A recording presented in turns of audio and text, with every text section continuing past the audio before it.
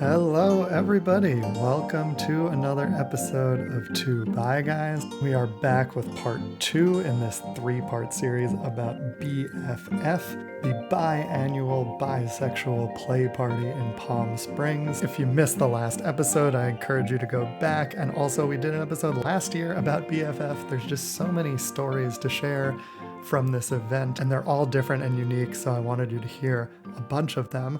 Today, I've got 7 more interviews for you. And as I said last time, BFF is a play party. There's a lot of sex happening, but what's really special about it is that it's a place where bisexuality is prevalent and completely accepted, and even beyond just accepted, it is actually celebrated. Not every single person there is bi. The men have to be bi, and most of the women are bi also, but couples are allowed. If there's a bi male partnered with a gay man or a straight woman, they are more than welcome as well. And because of that, what happens is that everyone who comes, whether they're bi or not, is into bi people. And it really creates an anything goes type environment.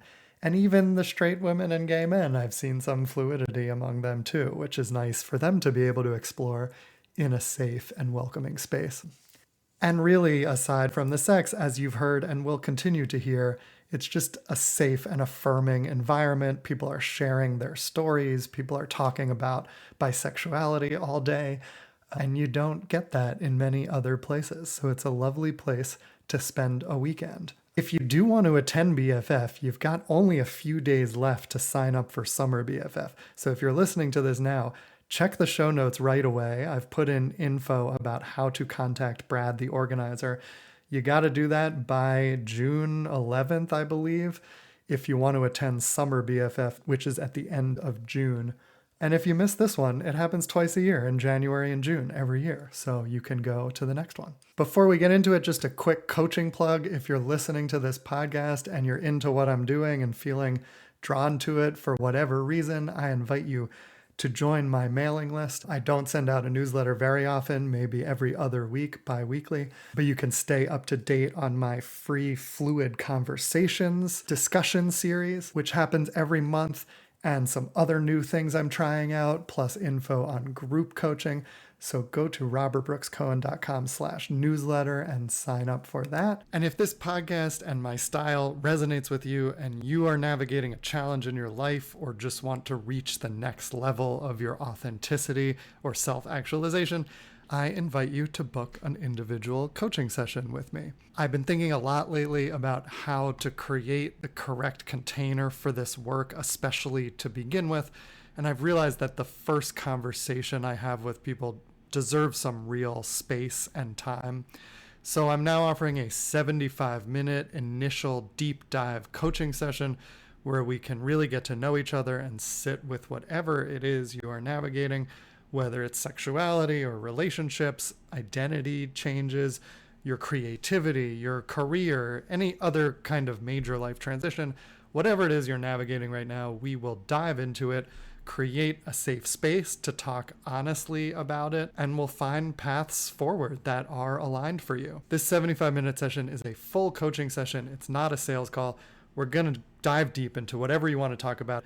And at the end, if continuing together makes sense, we can talk about what ongoing support looks like. I work in blocks of 4 coaching sessions at a time these days. Standard sessions are 45 minutes, and this initial one is 75 minutes. So if you're interested in that, head over to my website, robertbrookscohen.com. You can find info for how to book that there. And by the way, this is not just for bisexual men, although many of my clients are bi men. It's really for anyone navigating any sort of identity, relationship, creative challenge in their life, whether you're realizing something about yourself you can't ignore anymore, or if you feel like your identity is shifting and you're not sure what it means. Maybe a relationship in your life is changing or needs to change, and that's creating tension. I love working with people who sense that there's something deeper calling them. If you don't fully understand it or trust it yet, that's perfect. That's what we will work on. But if something here resonates and you feel something deeper in you that wants to come out, let's talk and we'll figure out how to get there. And I really do see magical things happening with my clients, big life transformations, both in individual and group coaching. If you have questions but aren't ready to book the first session yet, there's also a form on my website. You can send me any questions you have, or you can book a free 15-minute discovery call. We won't get into coaching, but we can get to know each other, and I'll answer any questions you have. All right, let's get into it and hear from some BFFers. This first interview is with a woman named Jen. She is a bi icon and activist in her own right. Here is Jen.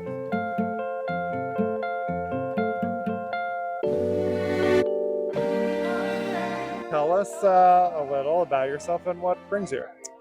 My name's Jen. I currently live in Orlando, Florida. The very first play party I ever attended in the year 2000 was Everyone Was Bi. Oh. Yes. That's unusual for the year 2000. It was. This was in Minnesota. At the time in the Twin Cities, we had what was known as the Bisexual Resource Center. Oh, yeah. That still exists, yeah. So I was co-chair of the board of directors actually for that. Cool. And we had a play party and also realized we had a quorum for a board meeting at that party. Amazing. So I sort of like entered the lifestyle from the poly end of things. Met my husband in 2005. He's bi. We got involved in the local swinger community at that point, and we sort of found our tribe within that. It was a group of friends. He hosted a party at his loft. It became known as the Fourth Friday Fuck Club because those with kids wanted to know far enough in advance so they could get a babysitter. And so we just, the Fourth Friday Fuck Club was born. Lovely. We left the Twin Cities in 2009 and moved out to Key West.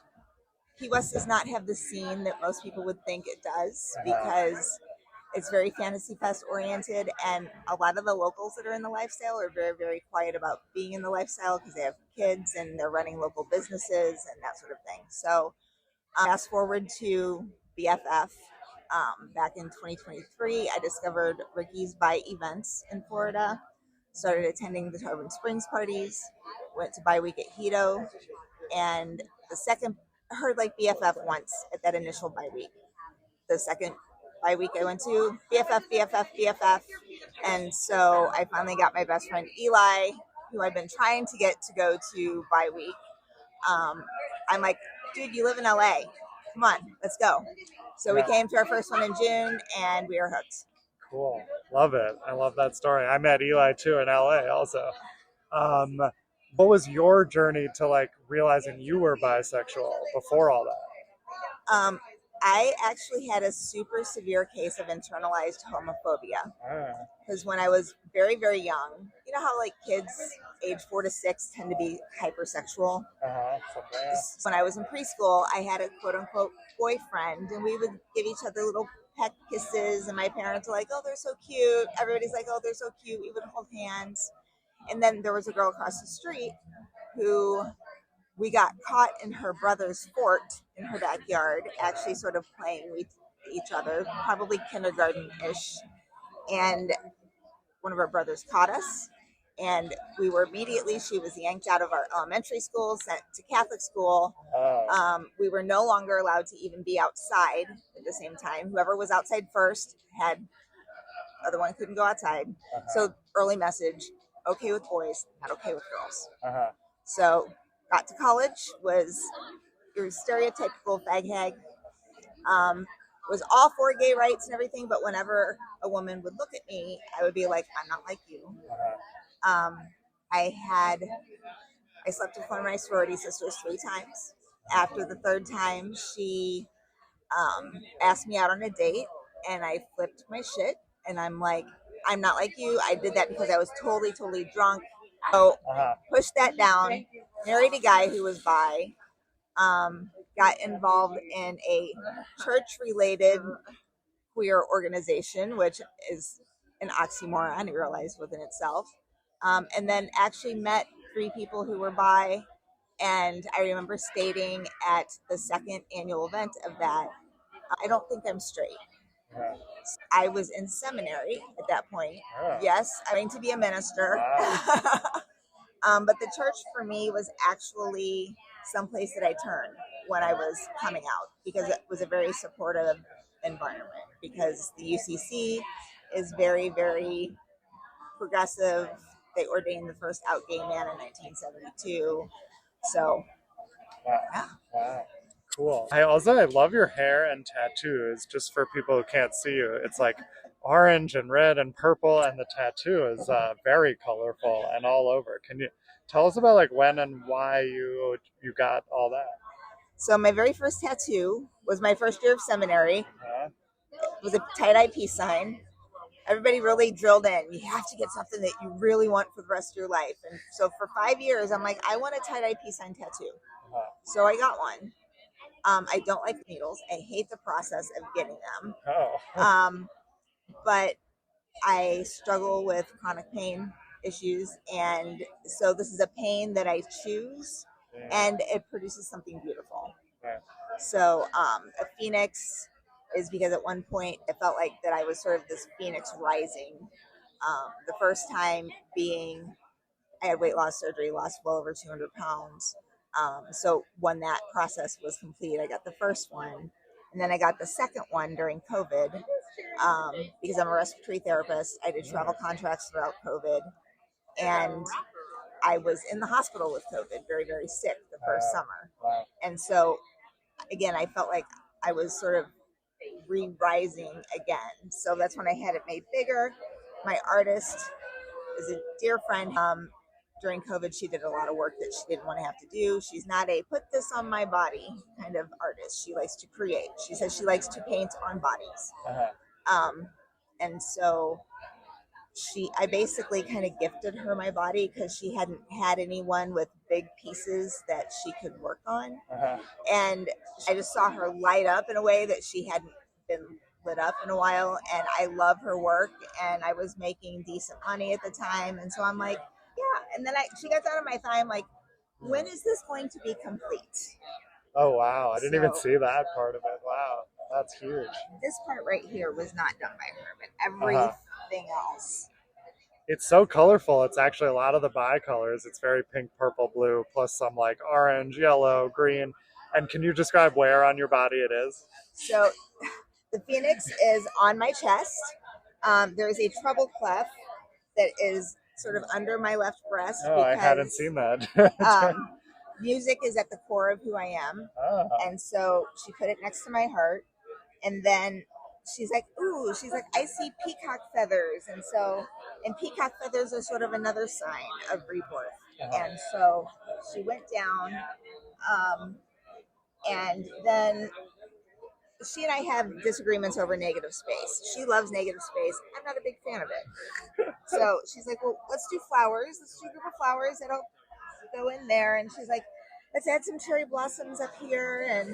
And then I found a sticker that I really liked the coloring. So that's where the turtle came from. Then this was a little piece in negative space. And she's like, that's fine. I'm like, no, it's not. She's like, and she was like looking through little drawings she'd done. She's like, oh, a little Hello Kitty with a rainbow. That's you. Riding a seahorse. Yeah. That's amazing. And the back is all sea life. Oh, wow. Yeah, look at that. Manatee, turtle, some fish. Wow. So there is a different artist that's doing the sort of center of my back at the moment, but Lisa did the rest. Cool. What's it like to be in a space like this where everyone's pretty much naked a lot of the time and showing all, this off? Yep. Well, in the group, since we're all posting our pictures and whatnot, I am very intentional about not posting anything that's like below my waist because I sort of like the idea of a grand reveal. And there's a lot of people that'll message me, hey, I want to see your tattoos. What do you have? Blah, blah, blah. And I'm like, when the event happens, you'll see it. So I get a lot of like just stopping and is it okay? It's also very consent focused, which is awesome. Yeah. The guys will be like, is it okay if I just gawk at your artwork briefly? And will you turn around when I request? I'm like, yes. Because you have something like this and go to an event like this and expect to not be noticed. Yeah. You're a walking work of art. And everyone is a walking work of art, but especially you're like double. People collect art. I collect my art on my body. Beautiful. Anything else you want people to know about BFF? It's amazing. The sex is awesome, but for me and for I would say most others that are coming here repeatedly, it's about community. It's about finding your tribe. This is the first time I have found that tribe since 2009. It is a pretty significant part of why I'm moving from Orlando to LA. My best friend Eli lives in LA, and we spent a weekend together in Orlando, and we hadn't seen each other at that point for 3 years, and we're like, that can never happen again. And he was like, Jen, I'm not moving to Florida. And he was with me with the inauguration, and we like just went out drinking, took an Uber. But he was like, but you could move to LA. I'm a respiratory therapist. I can get a job anywhere. So I was leaning towards that, and then after being here in June, it was a done deal. Wow! So this was the deciding factor. I love it. I would say 70. Yeah, I would say 70% Eli, about 25% this event, and 5% wanting to get the fuck out of Florida because it's yeah. I get that. Well, I'll see you in LA. Come visit. Excellent. Cool. Thank you so much for being on the podcast. Thank you. All right, that was Jen. Next up, we've got an interview with Mark, who was on the podcast last year with his boyfriend. Mark came back this year solo, and he was very popular this year because many new people had heard the podcast. So enjoy this interview with Mark. So we're back with the famous Mark, who has brought in a lot of new people to BFF. Welcome back to Two Bi Guys. Thanks. So I interviewed you last year on this episode with your partner Josh, husband Josh, and so tell us, you're back here this year. Tell us about this year. Yeah, BFF was so transformational for me to get to express my bi side with kind of reckless abandon. And my husband also experienced situational bi-ness and enjoyed it, but he does not feel the need to repeat it often. So our agreement is I can go to all of them, and he will be bi once a year with me. So we'll be at every summer together, and then any other bi event that I go to will be solo. Amazing, lovely. I'm glad he allowed you to be here. I'm glad he'll be back next time. How's this one been for you? How does it compare? I mean, it's pretty much the same. The energy is incredible. In my brain, every day gets better and better. So day 1, 2, 3, 4, last time get better and better and better. Same with this time. Thursday night, not a lot of people were here. And it was every day just keeps getting better and better. I love it. How's the bottoming going? Oh, fantastic. So at Ho, which is another bi event, I got DP'd. So now that's my favorite pastime. Ooh, wow. Yeah, I've come a long way. Yeah, that's not easy to do, is it? Yeah, so, selectively. Okay. So I couldn't handle 2 gargantuan legs or something, but that's Peter level. But I've enjoyed bottoming a lot. I would say me and Josh have a game. We're keeping track of how many times I've come without touching myself, which obviously never happened when I was topping. Has happened 9 times now as a bottom. Yeah, I understood intellectually what a prostate orgasm was, but have experienced several times and highly recommend. Amazing, I love it. And what's it been like to meet people who know you already from the last year's podcast? Yeah, I didn't even really think. I mean, obviously people listen to the podcast or you wouldn't have a job, but I got a message on Telegram about 3 months ago, hey Mark, I wanted to reach out and let you know that because of your and Josh's interview, I came out to my wife and found BFF, and we'll be there in the winter if you'd like to connect. And then we exchanged pictures, and there was mutual attraction, and it progressed from like, I'd like to connect and at least meet you, to like, you get my first load at BFF, and I did. So yeah, and now like I feel like we're best friends, and he'll be at our house for Thanksgiving. So yeah, it's been interesting. I'm like, somebody said you're one of the BFF celebrities now. Yeah, indeed. When I started this podcast, it was really all about making connections for people to share loads with each other. So I'm glad it's finally coming to Success. fruition. This is success.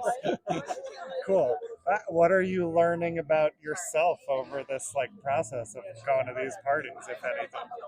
That I'm probably more bi than I ever admitted or knew. So like, what's been interesting for me is like learning people's stories, and most of the guys here, like, this is their opportunity to hook up with other guys.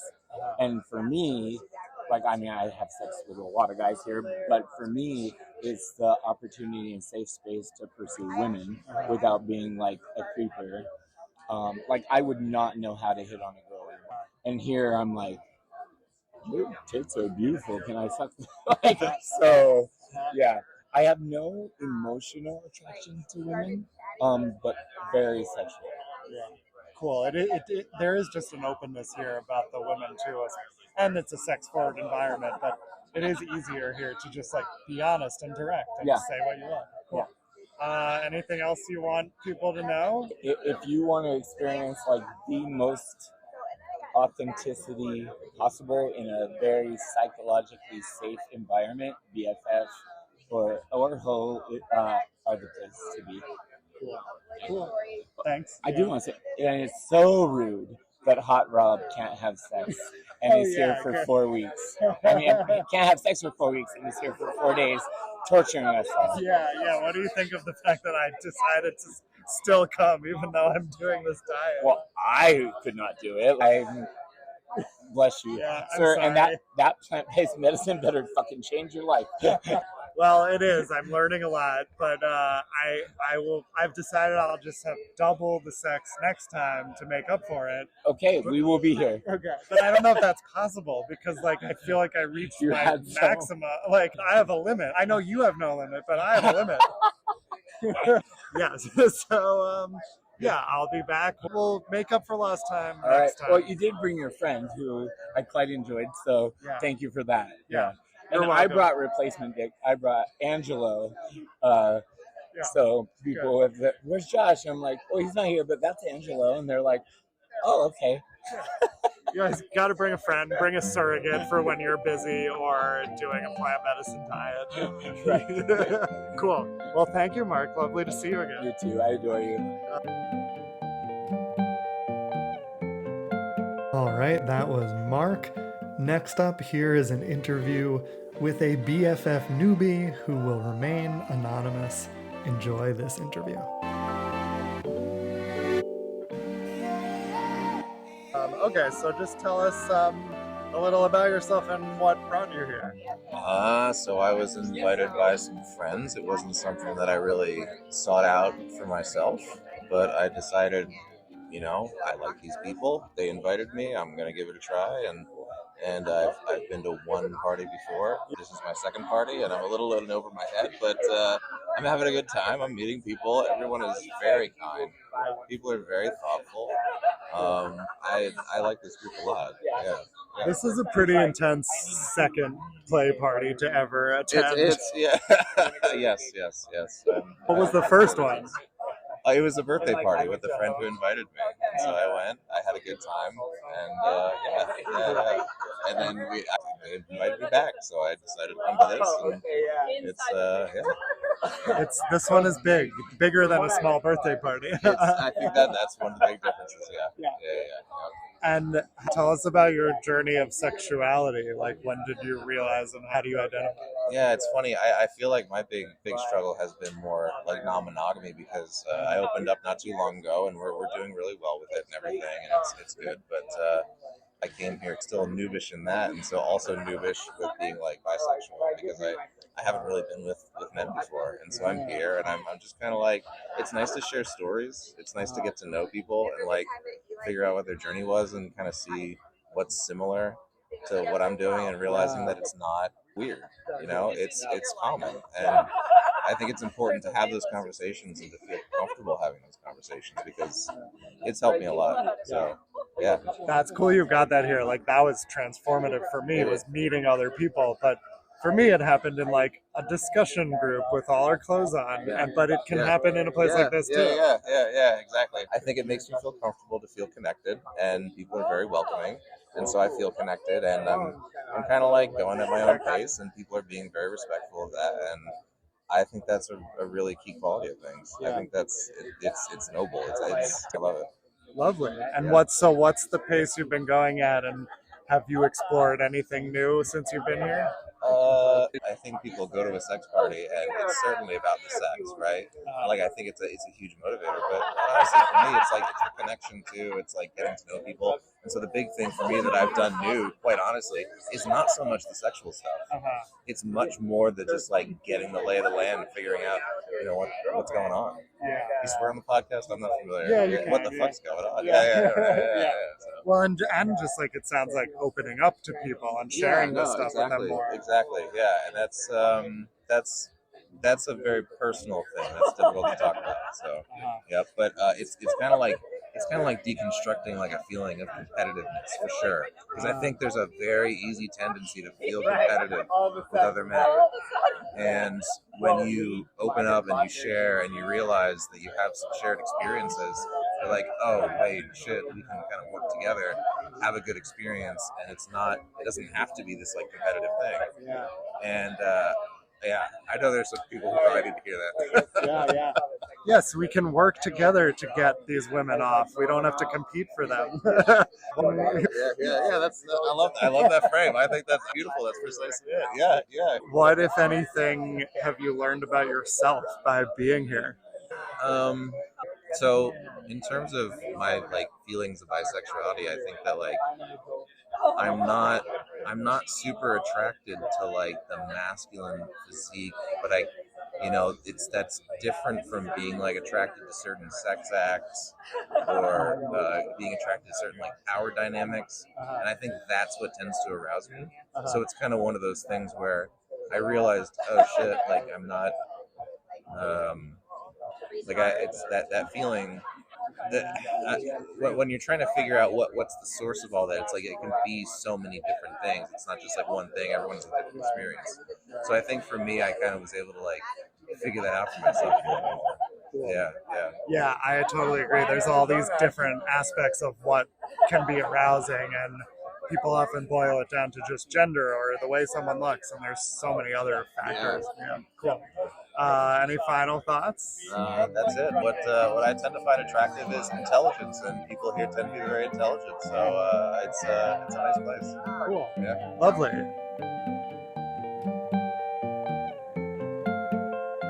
Next up, we've got Dr. Laurie Bennett Cook, a clinical sexologist. Really fascinating interview here. Enjoy.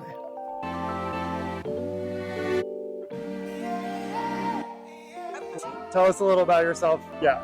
Dr. Laurie Bennett Cook, clinical sexologist, former director of Sex Positive Los Angeles, founder and director of Sex Positive Utah, on the advisory for Sex Positive World. Cool. And veteran BFFer, which is the best of all the best. So, how many BFFs have you been? I don't know. I moved out to Palm Springs during COVID 2020 and have been to all the BFF since. So that's what this will be starting on 6 years. 11 or 12 of them, something like that. Wow, that's cool. They're amazing. What do you like about it?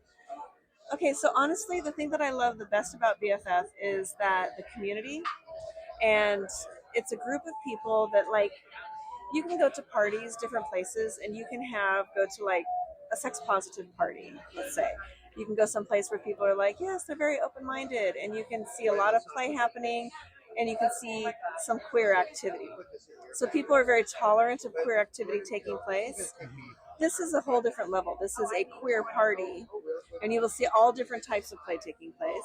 And you will see people not tolerating what's going on, but embracing it and celebrating it. And if it's something you're not into, nobody's going to be like, ooh, that's gross. People are either into what you're into or they're indifferent about it, if that makes sense. It's just like, okay, that's not my thing. And there's no yucking anything. It's just, and the friendships that you make here are some of the deepest and most profound, because you meet people at the core and the rawness of who they really are as a person. And once you meet somebody in that place, it's like there's nothing to censor yourself about anymore. You know, so you really get to just form these incredible bonds with people. Yeah. So cool. I love it. Tell me a little more about your work too and how it's related to this, if it is. Gosh. So I work with my entire clientele is people that are practicing or exploring or navigating non-monogamy in some realm. Whether they are soloed or partnered, doesn't matter, but they're just kind of navigating the world of sexual exploration in a non-monogamy space. So yeah, this feeds into that because you get to recognize that, of course, there's no ownership of your partner, and part of being a supportive person and partner in a relationship is that you get to support the whole person, and that means their sexuality, and very rarely does it involve you, you know? Yeah, like you can have shared experiences together, you can be attracted to each other, you can support each other through that, but it's not up to you to have, you know, you're responsible for your own orgasms and your own experiences, your own boundaries, etc. And while you can look out for each other, that still doesn't mean that you account for yourself. Yeah. I've become a life coach the past couple of years. Okay. That's my new thing. And I'm mostly working with bi men, and not everyone, but many of them are wanting to open up their marriage or working on non-monogamy. It's becoming do you feel like it's becoming a bigger thing lately in society, or has it always been like under the surface? Yeah, you know, I think it's always been on some level, but it's becoming more and more acceptable. And one of the reasons I think media plays a part in that, which is really cool because it's becoming, you hear more conversations around it, you see more representations. We didn't have any representations for any of this. We didn't have any role models. When my husband and I got together 25 years ago, we'd been together for about 3 or 4 months when he told me that, you know, he came out, he's like, I just got to let you know before we get too serious. I'm married a couple times before. I am not monogamous, and I am not completely straight. And, you know, this was like really profound for him to admit these things. And I'm, you know, good little Mormon girl that didn't really know a whole lot about anything else. And I'm like, I'm not really sure what that looks like for me. So I don't know. So, but we just kind of navigated together, but there weren't any books to read at that time. There weren't any groups of people that we knew. We lived in super small town America, you know, so it's like conservative place. Like, who do you talk to about any of that? So, I mean, we made a lot of fumbles and mistakes along the way, but it was like, we're going to figure this out too. And we've, you know, over time, finally we moved to Southern California, so we started to find community. It was like, okay, but at the same time, it was still like, yes, there's, again, you know, you go in spaces where there are most everything's heteronormative, everything's designed for heteronormative couple space, and there might be some bi play over here, or there might be some activity that you could engage with that person who showed up who's also bi, or a gay man who wants to be with it. You know, it was very limiting. But I think that obviously it's getting more profound now because we have BFF has been around for a while, and it's only been a couple times a year, right? And then they started with HO, the Hedonistic Oasis Society. And I don't know if you talked about that. Yeah. Already, they only had their first one last year, and already the second one in March, all the rooms are already sold out. Wow. And they're already booking for fall again already now. Hedonism, which is, you know, Jamaica, primarily very straight society. Like anything that's not straight is pretty much illegal there, except on the private space. They started doing their grouping. They had the first time that they had their bi group sold out completely, to the point that it's twice a year, completely sells out every single time twice a year. And that's only in the last couple of years. So, and then there's the group, the Dual Desires, that meets now. And that is a group that puts on bi hotel events, primarily on the East Coast, Atlanta, Florida, etc. They sell out every single time. They put on many events. So people are catching on. What it comes down to really is people interacting with people. And it doesn't have to be, like, oh, bi is a bridge to being gay, and which is what we're always told, because the gay is the great sin. So yeah, it's just enjoy yourself. Amazing. And do you identify as bi also? When did you realize? It was after your husband came out to you at some point? Because I didn't even know that it was really a thing. It's nothing I was really been exposed to. And then being in spaces, and for myself, I realized that it was more of a, I don't know, I didn't have to be like, okay, I like women too. I like that. It was just more, I find that there are people whose energies I just really vibe with. Yeah. And if I'm just getting along with whoever that person is and their energy and their vibe, then it's like, oh, it's a magical moment. And I would hate to miss out on those things just because, oh, but wait a second, your gender isn't aligned with what. I was like, just stop, you know?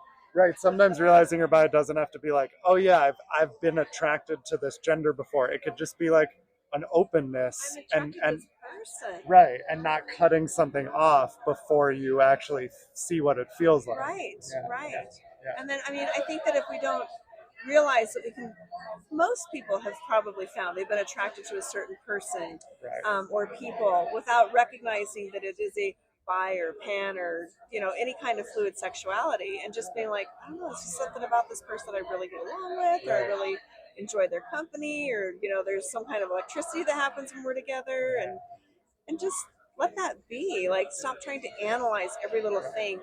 We do so much better sexually and relationally if we stop trying to analyze everything and just allowed ourselves the connections that we feel, because it's authentic and it's caring, and I feel very loved and cared for in this community. Really, really do. People show up for each other in a really precious way. Not just here to play, to fill out fantasies, but in other deeply personal ways. Yeah. Beautiful. Do you have any advice for people just beginning to explore non-monogamy? Yeah. Don't have too many expectations, and just be open to being open to what comes your way, because you'll surprise yourself. Cool. Yeah, let yourself be surprised. That's what life is about, finding something new and being open, surrendering to the experience of life. Yeah, cool. I'm always amazed when we come here and you will come and see these people that are like in their 20s. I'm like, God, could you imagine having yourself that figured out at such a young age and not waiting until we're like, 40, whatever, to be like, I think I'll try something new. I'm brave enough to, do something. Yeah. Yeah, I know, I wish. And what I've seen here too is it's never too late too. Never. You can explore yourself no matter what's happened before. You can do it now. Man, I know we see people like those are aging goals right there. Yeah. And I don't know that have the stamina that they do, but they're goals. Yep, totally cool. Well, thank you so much for being on the podcast. You bet. Enjoying. Thank you for spreading the word. Okay, we have one more thing. What's the other piece of advice you have? Probably the most powerful and precious piece of advice that I can give is that shame is on us. We carry our shame. Yeah. And nobody can shame you for what you own. So own yourself, whatever that looks like. Yeah. Beautiful. All right, that was Dr. Laurie Bennett Cook. Next up, we've got Lynn, who happens to be a neighbor of an interviewee from last year's BFF episode, Dawn. So here is Lynn.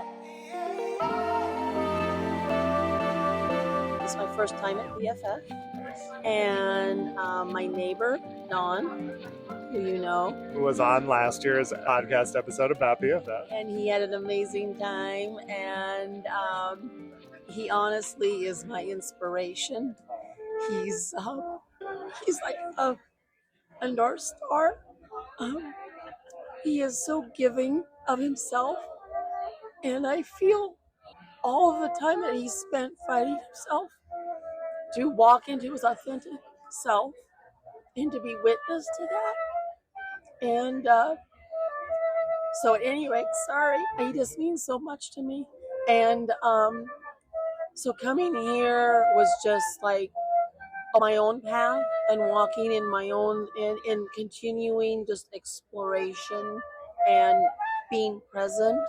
And people without clothes, you don't have the artifice, and so you can't hide. You can only be who you are. And you're presented with, you have to accept the person in front of you for who they are. And the amazing thing is that people do. We go through so much of our life thinking that, oh, if I'm a real person, I'm not going to have friends. I'm not going to be liked. I'm going to lose everything that I have. But then you come here and you discover that you can be you. You can be all you. And people will see you and hold you and love you and then want to be with you intimately. And it is so sacred. I mean, there is, like I tell people, I don't want to tell certain people the vanilla world about this because I really feel there's a sanctity to it that needs to be held and honored because very few come to this life or this place on an easy road.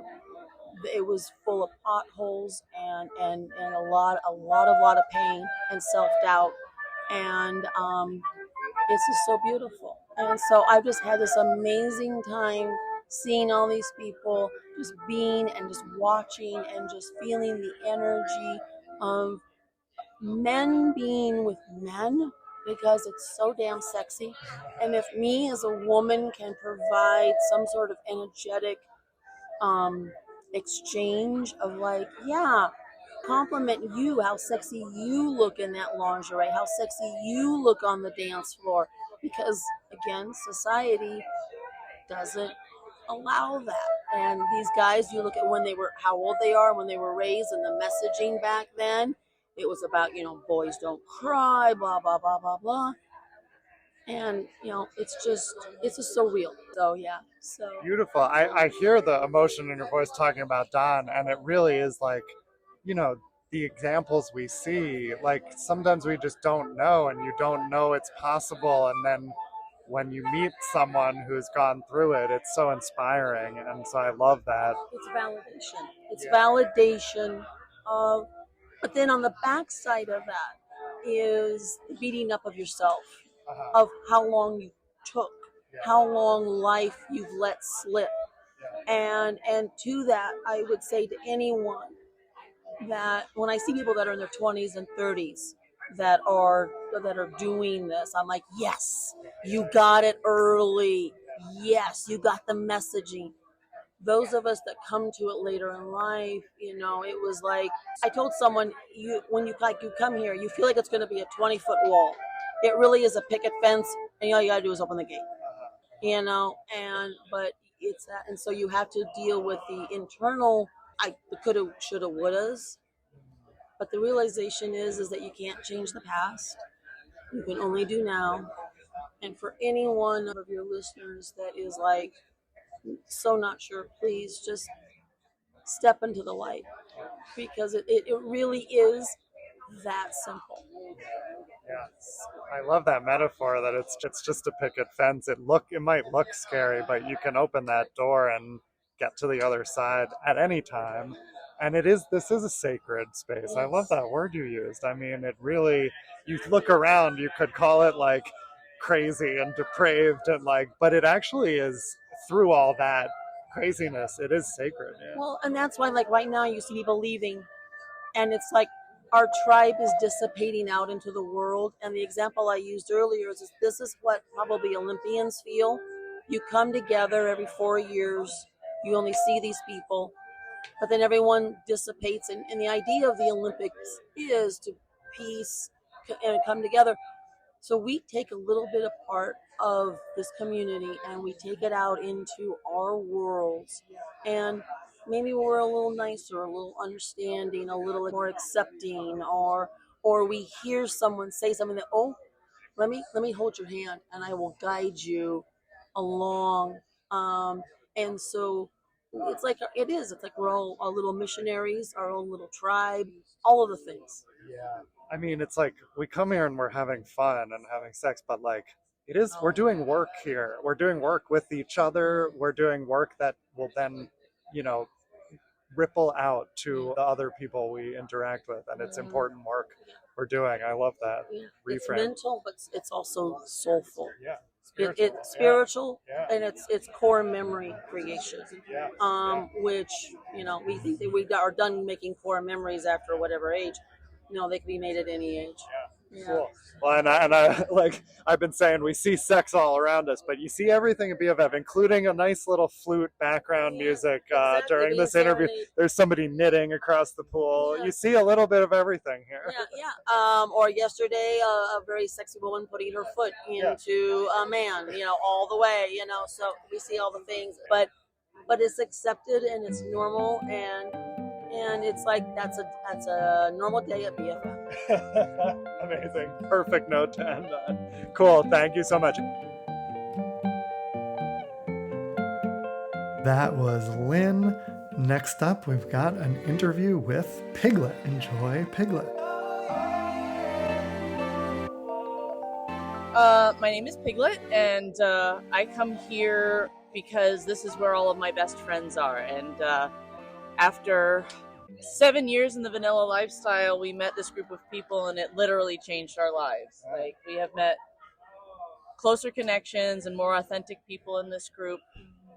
Just wonderful, wonderful conversations, and even more wonderful orgasms. Like, I get to come here and hang out with my best friends and have a lot of sex and a lot of great conversations. And when these trips are coming up, I look forward to the conversations as much as the orgasms. Like, for sure, it is.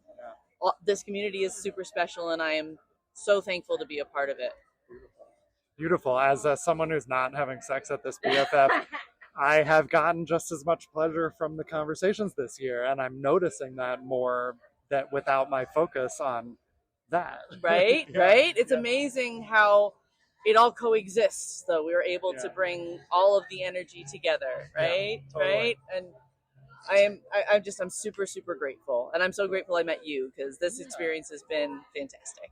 I'm amazing. I'm glad. Before I ask you another question, do you want to just narrate what we're seeing? Because I feel like, I don't know, would you be interested in doing? Let's see. Well, I can see. No names, but No. So we've got a lovely ass humped there, and another one laying behind. And both of those people are very actively eating others that seem to be definitely enjoying what's happening, whilst also feasting on another person with cock in mouth, and then I think there's 2 cocks in mouths. There's all kinds of magnificent things happening on that wonderful bed full of beautiful humans. I think they're all enjoying your narration now. I can't even tell if that's 5 people or 6 people. All right, hang on. 1, 2, 3, 4, 5. I believe it is 6. We can verify. Yes, there are 6 bodies. Beautiful humans. Steve, remember me?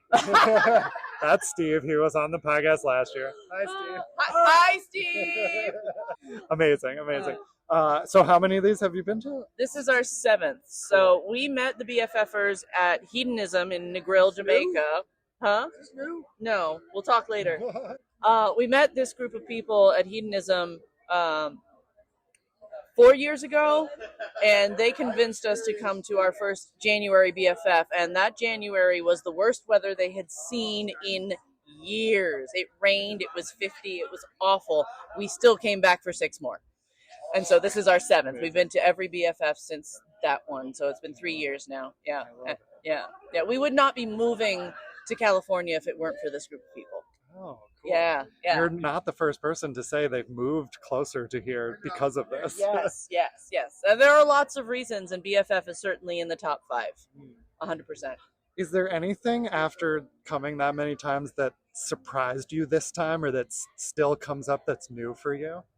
I've seen quite a bit over my experience in the lifestyle. There isn't really anything that surprises me, but I'm always super excited to see people achieve whatever goals they're reaching for. Like our friend who had a foot in his ass, and my friend who went on a walkabout of fun with lots of sensory experiences, and our other friend who had 57 fucks for her birthday, and actually was 58 because one for good luck. But you know what I mean? We were able to help people achieve goals that they really want to fulfill, and that's great for me. I love that. Very cool. Anything else you want people to know about this event or about this lifestyle in general? It makes me happy, and seeing all of these wonderful, beautiful, happy humans that we're able to hang out and have such a good time, it just makes me happy, and I want to push as much happiness and positivity into the world as I can. So Beautiful. They all look very happy, the 6 of them. Yeah. I had this experience yesterday of walking around without having sex, noticing it differently and realizing, oh, everyone just wants to make each other happy and make each other feel good and please each other and not even necessarily receive it, but to give it. And that's what I saw everywhere I walked. It was beautiful, actually. Yeah, this community is amazing. Yeah. Cool. Lovely. Thank you so much. Thank you. That was Piglet, and now finally we've got one more interview this episode with Spencer. Enjoy. My name is Spencer. I live in Oakland, California. I am a queer adult cis man, and I came here because I found BFF through an online chat group, and I'd been looking for more bi play, and it took me a few years, but I finally got in, and this was my 7th BFF. Whoa, 7th. How has it changed over time, over those 7 for you? It just gets better every time. It's like going to camp. It's like when you get here, you find your people that you love and see every year, and you cry when you leave, and you never want to put your clothes on when you have to leave the resort. That is an interesting metaphor, like camp, because it is. I never thought about that, but I am starting to like get more and more comfortable each time. Some nakedness in the pool. Yeah. And like, weirdly, I remember at camp, like there was a lot of homoeroticism, although it wasn't allowed. It was different than this. What did you have that? What kind of camp did you go to? Was it like that? I went to a super Christian equestrian camp in Arkansas, which was like brainwash city. Like that's what they were doing. They were brainwashing children into being Christians.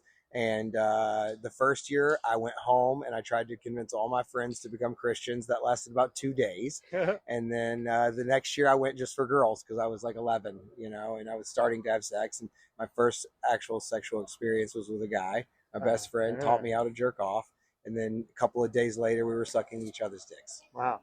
So, yeah. And what did you think back then? Or like, were you conscious of a bi identity, or when did that develop? Not at all. And I lived in Arkansas, so it was very taboo. And I actually lost my virginity with that guy and a girl in my first ever MFM. Wow. Yeah. So, but yeah, it was scary. It was awesome. But and when there was 2 of us, it was really cool. We had this secret between the 2 of us. But then one day, he invited another guy in, and it was just like, I just knew better. I was like, this is not going to end well. We're going to be found out. And so I stopped doing it. So, but I knew that wasn't going to end well. So we didn't ever do it again. And then I probably had my next bi experience around 16, but that wasn't consensual. I did it because I was in a vulnerable position with a person of power. And I thought at the time that it was like okay, even though I didn't want to do it. And later I learned in therapy that was abuse, and it's something I've had to recover from over time with lots of therapy. What do you like about being here at BFF? I love the freedom of just being myself, and like what I really love is when I can just like reach my hand out and touch anybody and know that it's okay. I can stroke a man's chest or his leg or do the BFF handshake. And for those of you who don't know what a BFF handshake is, it's when you grab the other person's cock and shake it to greet them. Come enjoy a BFF handshake. Yeah, what do you want other people to know about this place? Look, I grew up in Grateful Dead culture. I followed the Grateful Dead.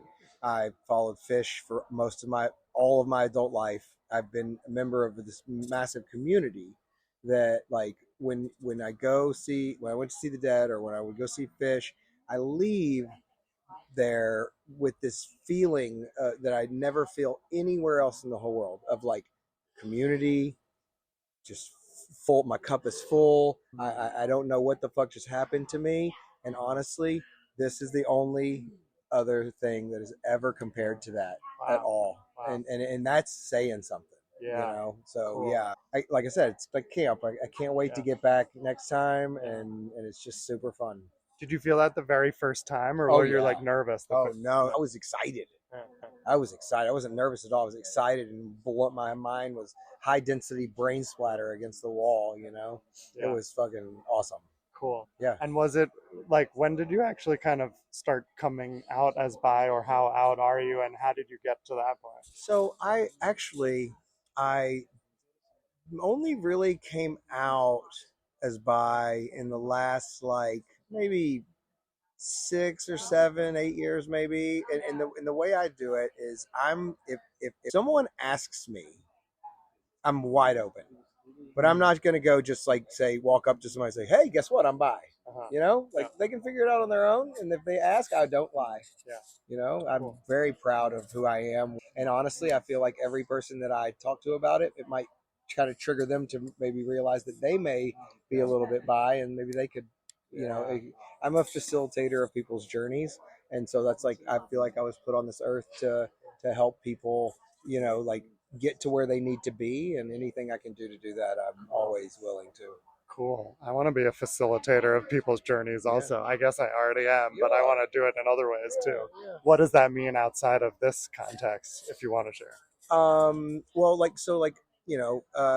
Example, I have a partner that is a trans guy, and he's only 23 years old. He's a UC Berkeley student, and he's really trying to like get into anal, and I am like helping him get through it. So our relationship is less like daddy, whatever. It's more student mentor, and like, and so like our sex is very talked about throughout the whole thing. And they're a computer science major, and so they're very technical, and they always want to, and it's just so fun to like help people. Like if I had someone like me when I was a kid or younger, I don't know where I'd be right now, but often most of my friends tell me I should be a therapist, and so I'm very empathetic. I'm a Cancer. I